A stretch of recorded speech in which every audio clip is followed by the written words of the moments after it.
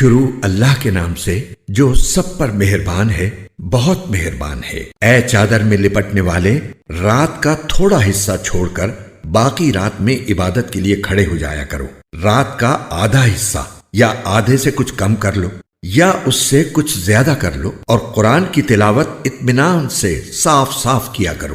ہم تم پر ایک بھاری کلام نازل کرنے والے ہیں۔ بے شک رات کے وقت اٹھنا ہی ایسا عمل ہے جس سے نفس اچھی طرح کچلا جاتا ہے اور بات بھی بہتر طریقے پر کہی جاتی ہے۔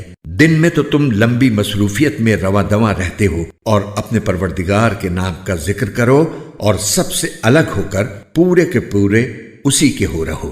وہ مشرق و مغرب کا مالک ہے، اس کے سوا کوئی معبود نہیں، اس لیے اسی کو کارساز بنا لو۔ اور جو باتیں یہ کافر لوگ کہتے ہیں ان پر صبر سے کام لو اور خوبصورتی کے ساتھ ان سے کنارہ کر لو۔ اور تمہیں جھٹلانے والے جو عیش و عشرت کے مالک بنے ہوئے ہیں ان کا معاملہ مجھ پر چھوڑ دو اور انہیں تھوڑے دن اور مہلت دو۔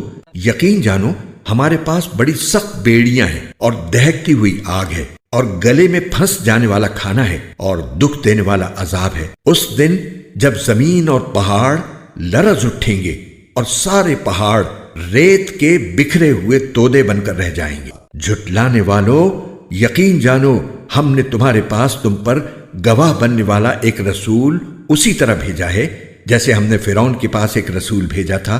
پھر فرعون نے رسول کا کہنا نہیں مانا تو ہم نے اسے ایسی پکڑ میں لے لیا جو اس کے لیے زبردست وبال تھی۔ اگر تم بھی نہ مانے تو پھر اس دن سے کیسے بچو گے جو بچوں کو بوڑھا بنا دے گا اور جس سے آسمان پھٹ پڑے گا۔ اللہ کے وعدے کو تو پورا ہو کر رہنا ہے۔ یہ ایک نصیحت کی بات ہے، اب جو چاہے اپنے پروردگار کی طرف جانے والا راستہ اختیار کر لے۔ اے پیغمبر، تمہارا پروردگار جانتا ہے کہ تم 2/3 رات کے قریب اور کبھی آدھی رات اور کبھی 1/3 رات تہجد کی نماز کے لیے کھڑے ہوتے ہو، اور تمہارے ساتھیوں میں سے بھی ایک جماعت ایسا ہی کرتی ہے۔ اور رات اور دن کی ٹھیک ٹھیک مقدار اللہ ہی مقرر فرماتا ہے۔ اسے معلوم ہے کہ تم اس کا ٹھیک حساب نہیں رکھ سکو گے، اس لیے اس نے تم پر عنایت فرما دی ہے۔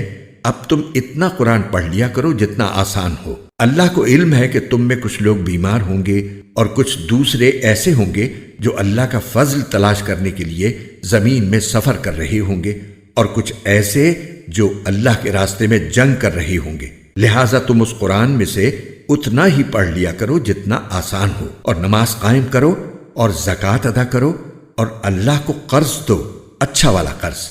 اور تم اپنے آپ کے لیے جو بھلائی بھی آگے بھیجو گے اسے اللہ کے پاس جا کر اس طرح پاؤ گے کہ وہ کہیں بہتر حالت میں اور بڑے زبردست ثواب کی شکل میں موجود ہے۔ اور اللہ سے مغفرت مانگتے رہو، یقین رکھو کہ اللہ بہت بخشنے والا، بہت مہربان ہے۔